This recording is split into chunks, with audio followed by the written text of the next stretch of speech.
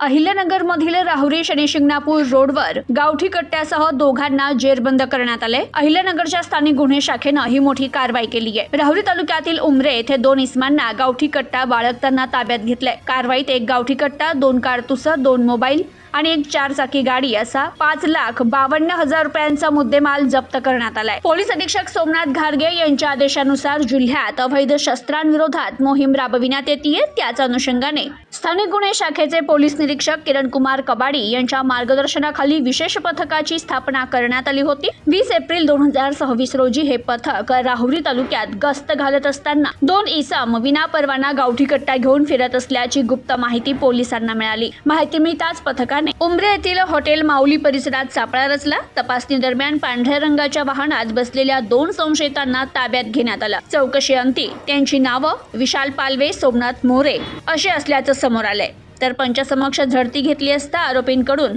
30,000 रुपये किमतीचा गावठी कट्टा, 2,000 रुपये किमतीचं जिवंत कारतूस आणि एक मिस फायर कारतूस, 20,000 रुपये किमतीचे 2 मोबाईल, 5 लाख रुपये किमतीची सुझुकी कंपनीची कार असा एकूण 5,52,000 रुपयांचा मुद्देमाल पोलिसांनी जप्त करत राहुरी पोलीस ठाण्यात गुन्हा दाखल करण्यात आलाय। प्रतिनिधी जालिंदर ढोकणे, न्यूज टुडे 24, राहुरी, अहिल्यानगर।